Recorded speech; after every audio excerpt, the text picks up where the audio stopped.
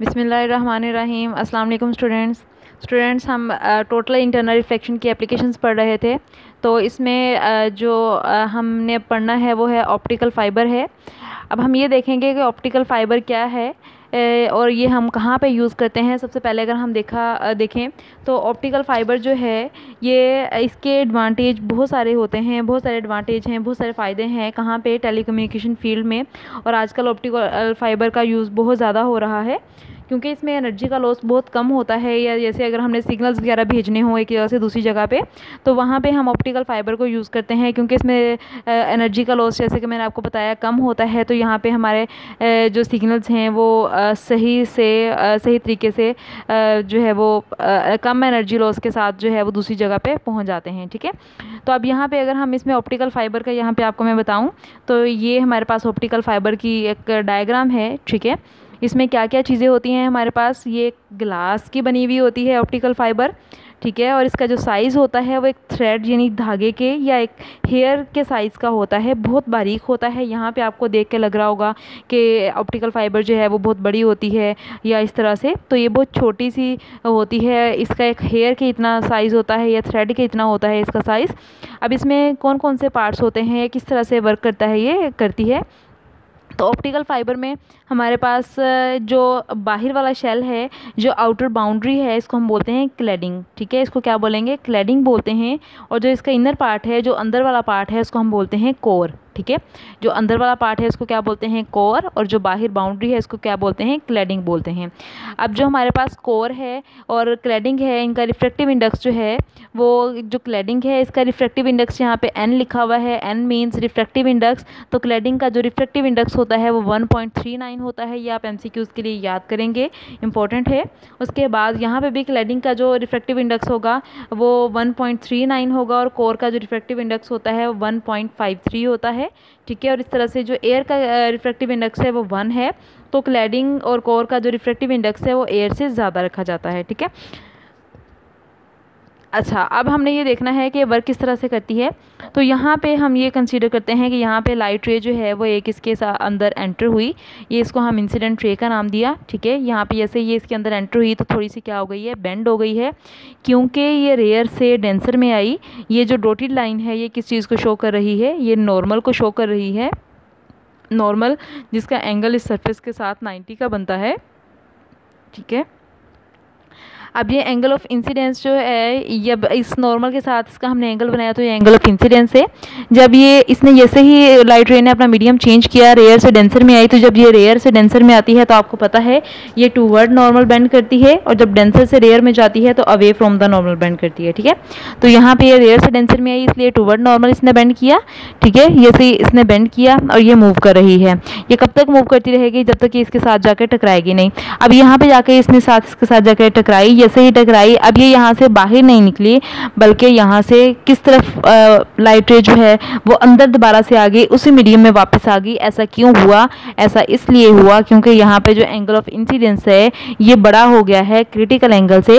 जब angle of incidence बड़ा हो जाता है क्रिटिकल एंगल से तो वहाँ पे टोटल इंटरनल रिफ्लेक्शन होती है। ठीक है, तो इस तरह से यहाँ पे टोटल इंटरनल रिफ्लेक्शन होगी और ये फिर आगे लाइट रे जो है वो तब तक सीधी मूव करती रहेगी जब तक नेक्स्ट ये क्लैडिंग के साथ जाके टकराएगी नहीं। तो जैसे यहाँ पे सीधी मूव कर रही थी और यहाँ पे जाके इसने फिर टकराई है ये, तो जैसे ये इसके साथ टकराएगी जाके तो ये फिर बाहर नहीं निकलेगी बल्कि ये क्या होगी, बल्कि दोबारा उसी मीडियम में वापस आ जाएगी। ठीक है, तो ये देखें दोबारा से उसी मीडियम में वापस आ गई। यहाँ पे भी क्या हुआ, यहाँ पे भी यही हुआ कि जो इसका एंगल ऑफ इंसिडेंस था वो इसके क्रिटिकल एंगल से क्या हो गया, बड़ा, जिसकी वजह से यहाँ पे क्या हुआ, यहाँ पे टोटल इंटरनल रिफ्लेक्शन हुई है। ठीक है, तो यहाँ पे अब हम इसकी रीडिंग देख लेते हैं।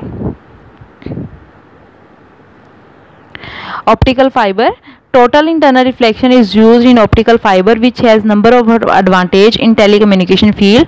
जो मैं आपको बता चुकी हूँ कि टोटल इंटरनल रिफ्लेक्शन जो है वो कहाँ पे यूज़ होती है, ऑप्टिकल फाइबर में। और ऑप्टिकल फाइबर के बहुत सारे एडवांटेज हैं, किसमें, टेलीकम्युनिकेशन फील्ड में। Fibre optics consist of hair size thread of glass और plastic through which can light can be travelled. इसको भी आप अंडरलाइन कर लेंगे कि ऑप्टिकल फाइबर किस चीज़ पे कंसिस्ट करती है, तो हेयर साइज थ्रेड है पे। ठीक है, और ये किस चीज़ किसका बना हुआ होता है, ग्लास और प्लास्टिक का, ठीक है। The inner part of the fibre optics is called core, ये कोर की डेफिनेशन है कि इस ऑप्टिकल फाइबर का जो इनर पार्ट होता है उसको हम क्या बोलते हैं, कोर बोलते हैं, ये कोर की डेफिनेशन है, ठीक है। और इसके साथ ही आप ये लिख देंगे कि कोर का जो रिफ्रैक्टिव इंडेक्स होता है वो 1.53 होता है। ये इसके आप डेफिनेशन के साथ ही राइट करेंगे, डेफिनेशन के साथ ही आपने जब ये पेपर में आएगी तो आपने इसके साथ ही रिफ्रैक्टिव इंडेक्स भी लिखना होगा। यहाँ पे तो बहुत शॉर्ट है, अगर आप इतने शॉर्ट लिखेंगे तो आपको फुल मार्क्स नहीं मिलेंगे इसकी डेफिनेशन के, ठीक है। तो यहाँ पे आपने इसके साथ ही, क्योंकि यहाँ पे तो रिफ्रैक्टिव इंडेक्स है लेकिन वो नीचे है, तो आपने वो इसके साथ ही ऐड कर देना है। उसके बाद है core that carries the light and an outer concentric shell is called cladding.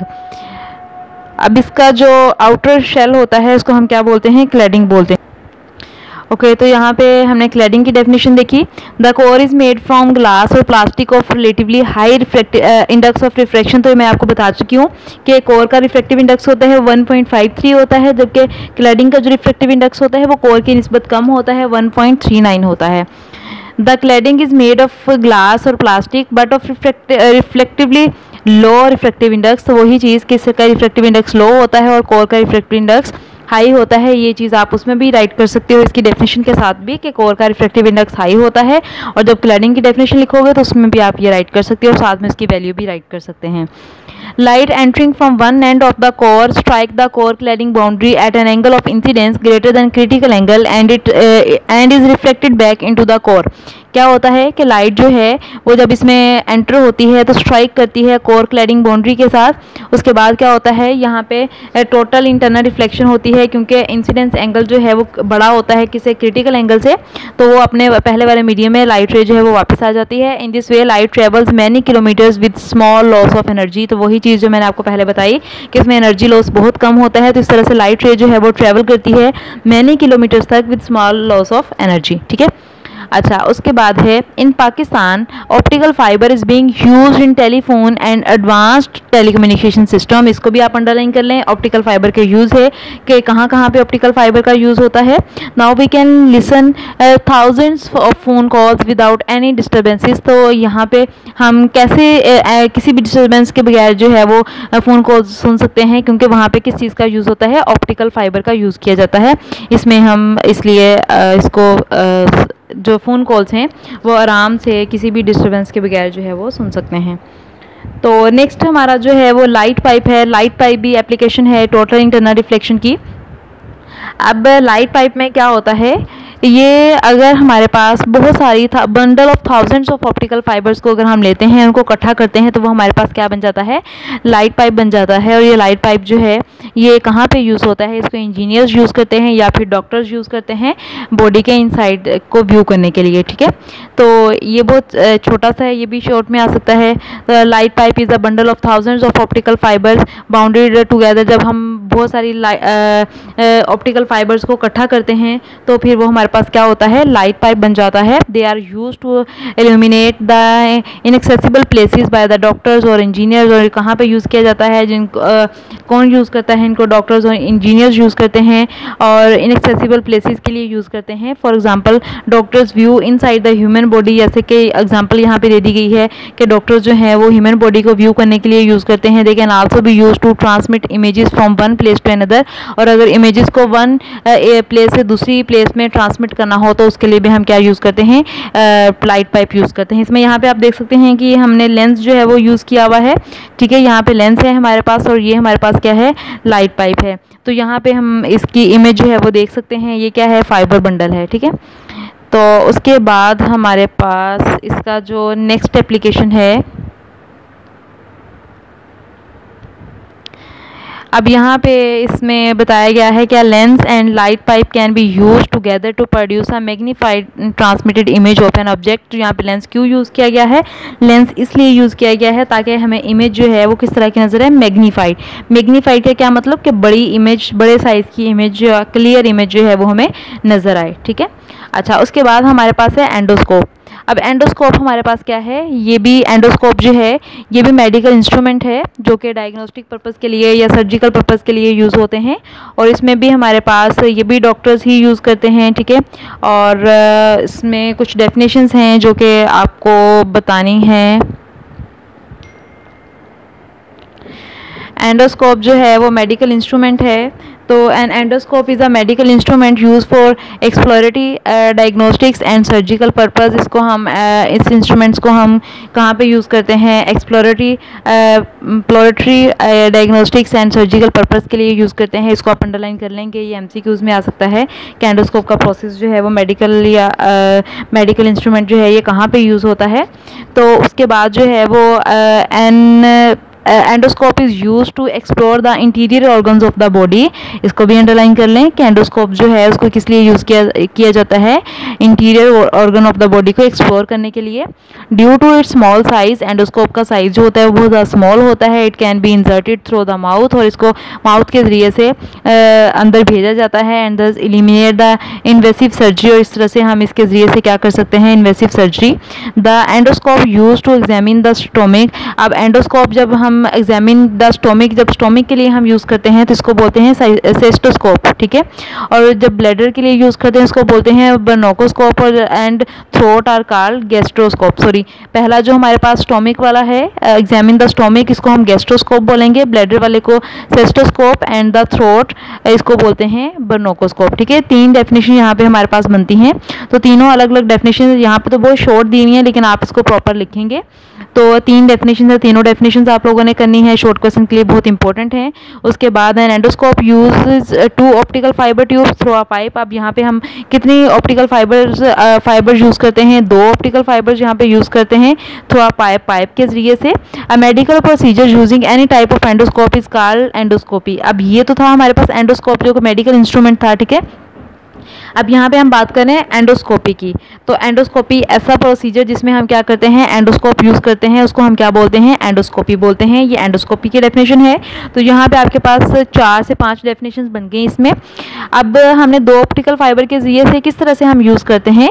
तो the light shines on the organ of patient to be examine by entering through one of the optical fibre tube of the endoscope. Endoscope की जब एक fibre tube जो है वो हम enter करते हैं, तो जैसे ही वो पेशेंट के ऑर्गन पे पड़ती है वो क्या करेगी? शाइन करेगी। देन हम क्या करते हैं, क्योंकि हमने कहा कि 2 ऑप्टिकल फाइबर्स हम यूज़ करते हैं इसमें, तो पहले ही ऑप्टिकल फाइबर, अब दूसरी जो हमने क्या करना है, then light is transmitted back to the physician viewing lens through the other fibre tube by total internal reflection. फिर हम दूसरी फाइबर को यूज़ करते हैं किसके ज़रिए से? टोटल इंटरनल रिफ्लेक्शन के ज़रिए से। तो फ्लेक्सिबल एंडोस्कोप है, but tiny camera attach to the end. अब इसके एंडोस्कोप के साथ क्या लगा हुआ होता है? एक छोटा सा कैमरा लगा हुआ होता है जो कि फ्लेक्सिबल होता है। तो डॉक्टर्स क्या करते हैं? उस कैमरे की मदद से इमेज को क्या करते हैं? रिकॉर्ड कर सकते हैं, ठीक है। तो यहाँ पे ये एंडोस्कोप जो है इसमें ज़्यादा डेफिनेशन ही बनती हैं छोटी छोटी, तो ये आप लोगों ने इसकी डेफिनेशन सारी करनी है। शॉर्ट के लिए बहुत ज़्यादा इंपॉर्टेंट है, और अगर ये लॉन्ग के लिए आएगा तो सारी एप्लीकेशन इकट्ठी आएंगी, वरना फिर शॉर्ट के लिए ये इसमें छोटी छोटी डेफिनेशन इसमें जो है वो आ जाएंगी, ठीक है। तो यहाँ तक हमारा आज का कंप्लीट हुआ। नेक्स्ट इंशाल्लाह हम इसमें पढ़ेंगे नेक्स्ट टॉपिक इसका। तो आज के लिए इतना ही काफ़ी है। अल्लाह हाफिज़।